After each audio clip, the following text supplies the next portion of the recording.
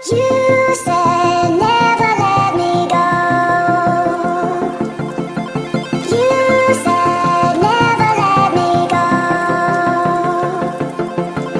You said never let me go. You said never let me go. You said never let me go. You said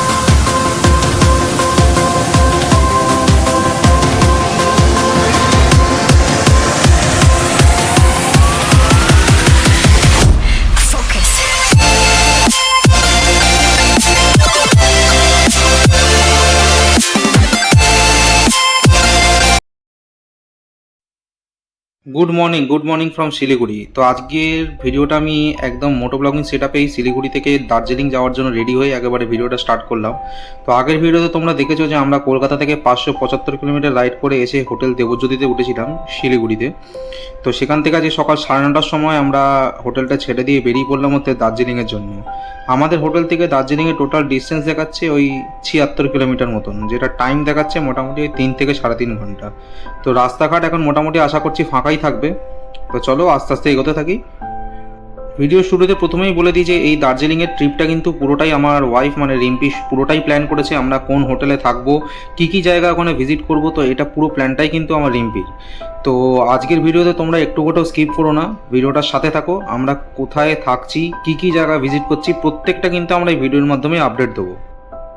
আর একটা কথা বলতে ভুলে গেলাম যে আজকে ভেবেছিলাম আমরা একটু তাড়াতাড়ি বেরোবো, তো উঠেও পড়েছিলাম তাড়াতাড়ি 7টা থেকে 7:30টার মধ্যে। বাট কি বলবো আর, কালকে সারাদিন এতটা রাইড হয়ে গেছিলো, শরীরটা একটু প্রায় ছেড়েই দিয়েছিল।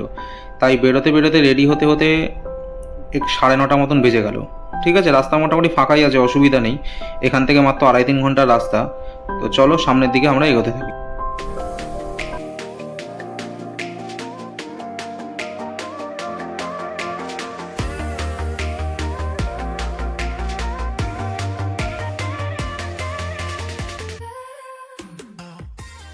হিলকাট রোড থেকে আমরা জাস্ট বাঁ দিকে 400 থেকে 500 মিটার মতন এসেই আমরা ডান দিকে পেয়ে গেলাম হচ্ছে দার্জিলিং মোড়। দার্জিলিং মোড় থেকে আমরা ডান দিক নিয়ে এগিয়ে চললাম হচ্ছে দার্জিলিংয়ের জন্য। এখানে একটা ছোট্ট ইনফরমেশন আমি দিয়ে রাখি, যারা তোমরা শিলিগুড়ি থেকে দার্জিলিং বাই কারে যেতে চাও তারা এই দার্জিলিং মোড়ে এসে তোমরা গাড়ি বুক করে নিতে পারো, অথবা যেসব হোটেলে তোমরা থাকছো সেই সব হোটেল থেকেও তোমাদের গাড়ি বুক করে দিতে পারে দার্জিলিং যাওয়ার জন্য। শিলিগুড়ি থেকে দার্জিলিং যাওয়ার কিন্তু দুটো রুট রয়েছে, একটা হচ্ছে তোমরা মিরিক হয়ে যেতে পারো, আর একটা হচ্ছে তোমরা কার্শিয়াং হয়ে যেতে পারো। আবার কার্শিয়াং যাওয়ার জন্য তোমাদের দুটো রুট রয়েছে, একটা হচ্ছে তোমরা রংটং হয়ে যেতে পারো বা তোমরা রোহিণী হয়েও ডাইরেক্ট দার্জিলিং যেতে পারো। আমরা এখানে রোহিণী হয়ে রাস্তাটাই চুজ করেছি। যদি আমরা রংটং হয়ে দার্জিলিং যেতাম তাহলে আমরা ডান দিকে ট্রেন লাইনটা দেখতে পেতাম, আর যেহেতু আমরা রোহিণীটা চুজ করেছি তাই সামনে আমরা ট্রেন লাইন পাবো না, আবার পাবো হচ্ছে কার্শিয়াংয়ের পর থেকে আমরা সামনে ট্রেন লাইন পাবো।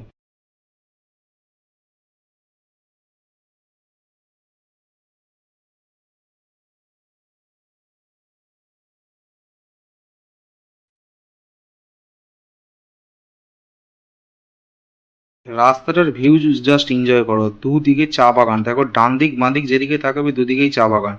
আর ওপরে গাছগুলো যেন রাস্তাটা একটা সত্যি মায়াবী এক রূপ তুলে ধরেছে। সত্যি বলছি, ডান দিকে দেখো হালকা হালকা পাহাড়ের রেঞ্জ দেখা যাচ্ছে। জানি না আমার গোপ্রোতে কতটা ক্যাপচার হচ্ছে, আমার গোপ্রো না থাকায়। চলো সামনের দিকে এগোতে থাকি, তারপরে তোমরা দেখতে পাবে। যাওয়ার সময় যে পাহাড়গুলো আমরা ক্রস করেছিলাম ওগুলো কিন্তু এতগুলো হেয়ারপিন বেন্ড বা এত এরকম খাড়াই পাহাড় ছিল না, ওগুলো প্লেস সমতলই ছিল। তো যদি প্রপার পাহাড় রাইড বলো তাহলে কিন্তু এই দার্জিলিংটাই আমার জন্য প্রথম পাহাড় রাইড। তবে রোডের যা কন্ডিশন দেখতে পাচ্ছি, আমরা ডালখোলা থেকে শিলিগুড়ি আসার সময় যেরকম বাজে রোড পেয়েছিলাম, এত গর্ত ছিল রাস্তায়, গাড়ি চালাতে বেশ প্রচণ্ড প্রবলেম হচ্ছিল। কিন্তু শিলিগুড়ি থেকে দার্জিলিং যাওয়ার যে রাস্তাটা দেখছি প্রচণ্ড পরিষ্কার আর পুরো টার্মেক রোড। তো রাস্তা তো তোমরা দেখতেই পাচ্ছ আমার ভিডিওতে যে রাস্তার কন্ডিশন খুবই ভালো। আমরা এখন যে রাস্তা দিয়ে রাইড করছি তার ডান দিক বাঁ দিকে প্রচুর কিন্তু আর্মির বেস ক্যাম্প আছে। দেখো একটা বড় ট্যাঙ্কার রাখা রয়েছে, আমার মনে হচ্ছে সামনেটা দেখলাম একটা গেট রয়েছে, এখানে মনে হচ্ছে বিকেলবেলা ওই টিকিটের ব্যবস্থা আছে একটু ঘুরে দেখার জন্য। বেশ ভালো একটা আর্মি ক্যাম্পটার সামনে আমাদের বেশিক্ষণ দাঁড়াতে দিল না, তাই ওখানে বেশিক্ষণ টাইম নষ্ট না করে আমরা এগিয়ে চললাম হচ্ছে সামনের দিকে। সত্যি যাওয়ার সময় দুদিকে এত চা বাগান থেকে আর নিজেকে ওয়েট করতে না পেরে ঢুকে গেলাম চা বাগানে কিছু ফটোশ্যুট করার জন্য। তো সেই সব ফটোগুলো তোমরা আমার ইনস্টাগ্রামে কিন্তু দেখতে পাবে। তার সিনিক বিউটি এতটাই সুন্দর, সত্যি বারে বারে যেতে গিয়ে অনেকবার দাঁড়িয়ে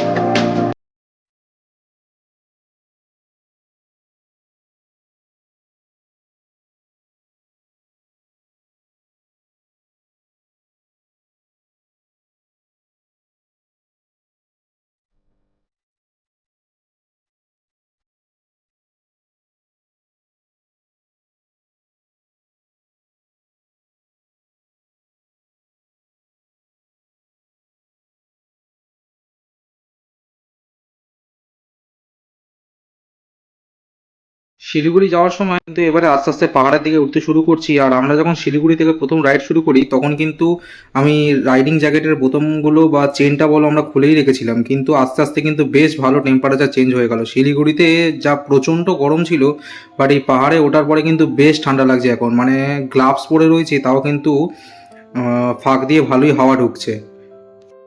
শিলিগুড়ির অল্টিটিউড হচ্ছে 400 থেকে 450 ফিট মতন, আর দার্জিলিংয়ের অল্টিটিউড কিন্তু সি লেভেল থেকে প্রায় 6500 থেকে 6700 ফিট মতন, তাই একটু ঠান্ডা তো লাগবেই।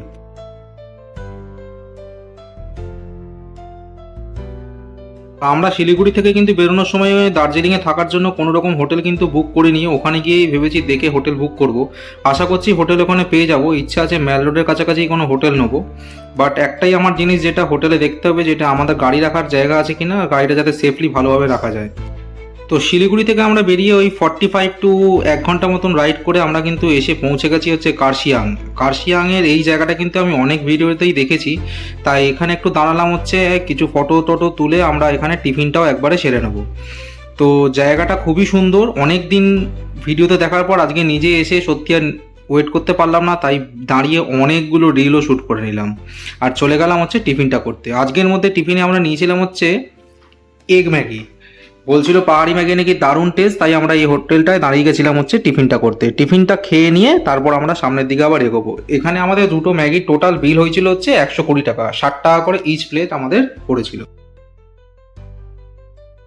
কিছু দূর পাহাড়ে উঠতেই কিন্তু দার্জিলিংয়ের যে মেন আকর্ষণ টয় ট্রেন, সেটার কিন্তু আমরা দেখা পেয়ে গেছিলাম। আর দেখতেই পাচ্ছ আমাদের ডান দিকে কিন্তু এই ট্রেন লাইনটাই কিন্তু এই পুরো পাহাড়ের টয় ট্রেনটা ঘোরে।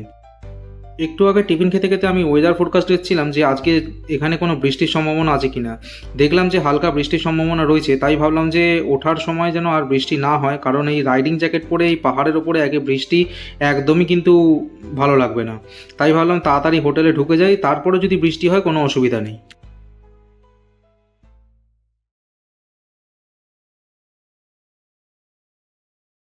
জানি না আমার গোপ্রোতে কতটা ক্যাপচার হলো, বাট ওপরে সাইনবোর্ডটা কিন্তু লেখা ছিল welcome to queen of the hills Darjeeling. সত্যি এই লেখাটা থেকে কিন্তু সত্যি মন ভরে গেল যে আমরা কলকাতা থেকে নিজের বাইক নিয়ে রাইড করে আজকে পৌঁছে গেছি হচ্ছে দার্জিলিং। আজকে থেকে আমরা আগামী 4 থেকে 5 দিন আমরা সেই দার্জিলিংয়ের পাহাড়েই কিন্তু ঘুরবো, অনেকগুলো জায়গা ভিজিট করব, যেগুলো আমি তোমাদের সাথে তুলে ধরবো এই ভিডিওর মাধ্যমে।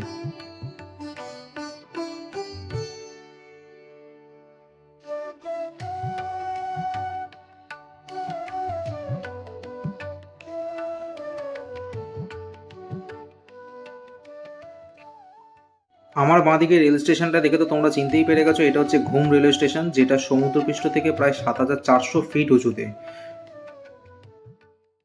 সর্বোচ্চ রেলওয়ে স্টেশনের মধ্যে কিন্তু এই ঘুম স্টেশনের নাম কিন্তু প্রথম তালিকায় রয়েছে।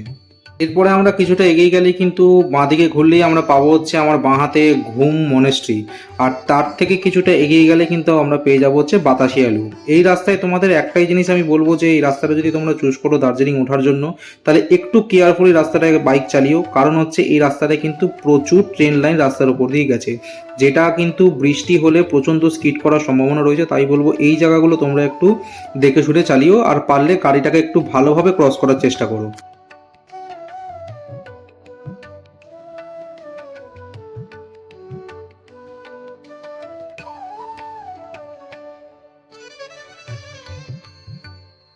এখন এই যে ছোট্ট জ্যামটায় যেটা দাঁড়িয়ে আছি, এটা কিন্তু একদম ঠিক ঘুম মনস্ট্রির সামনেই। আমরা দেখো আমরা যে রাস্তাটা দিয়ে এখন ক্রস করছি, একদম বাঁহাতে আমার ঘুম মনস্ট্রি তোমরা দেখতে পাবে। এখান থেকে কিছুটা এগিয়ে এসেই দেখো আমি তোমাদের একটু তুলে ধরার চেষ্টা করেছি, দেখো রাস্তার মাঝখানে কীরকম ট্রেন লাইনগুলো গেছে। তো এগুলো একটু প্লিজ তোমরা কেয়ারফুলি কিন্তু ক্রস করো, কারণ দেখো 4 চাকার ক্ষেত্রে কোনো রকম অসুবিধা হবে না, বাট বাইক কিন্তু প্রচণ্ড স্কিড করে এই ট্রেন লাইনে, তোমরা সেটা ভালো করেই জানো। সত্যি এর আগে আমি অনেক ভিডিওতে শুনেছিলাম যে পাহাড়ে নাকি খুব তাড়াতাড়ি ক্লাইমেট চেঞ্জ হয়ে যায়, সেটা কিন্তু আজকে নিজে সত্যি দেখতে পেলাম। এর আগে পাহাড়ের নিচে মোটামুটি একটা অন্যরকম টেম্পারেচার ছিল, এক একটা স্তর যখন আমরা আস্তে আস্তে ক্রস করছি না, পাহাড়ের টেম্পারেচারটা সত্যি অন্যরকমভাবে চেঞ্জ হয়ে যাচ্ছে, একটা অদ্ভুত ঠান্ডা হাওয়া এসে কিন্তু এখন গায়ে লাগছে। আর আজকের আকাশটা কিন্তু বেশ ভালোই পরিষ্কার আছে, আমি যে ওয়েদার ফোরকাস্ট দেখলাম সেখানে কিন্তু বৃষ্টি মোটামুটি একটু লেখা ছিল, তো যাক ভালোই হয়েছে যে বৃষ্টিটা হচ্ছে না। এখানে একটুখানি দাঁড়িয়েছিলাম, দেখো ওপর দিকে পাইন গাছের ফরেস্ট ভর্তি কিন্তু, তো ওই জন্যই আর গাড়িটা একটু সাইড করে আমরা বাঁদিকে দাঁড়িয়েছিলাম এইখানকার ভিডিওটা তোলার জন্য। জাস্ট দেখো ঘন জঙ্গল কিন্তু বেশ।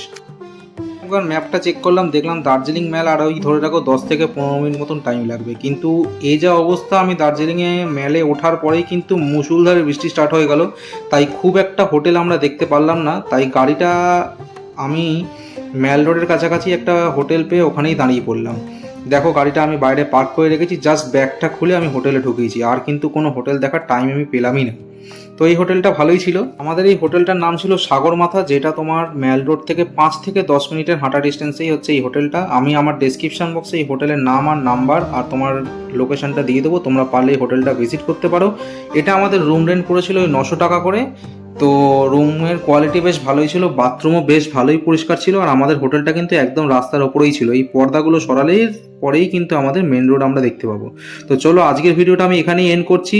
শীতের মধ্যে এখানে গরম চা খেতে খেতে আজকের ভিডিওটা আমি এখানেই শেষ করছি।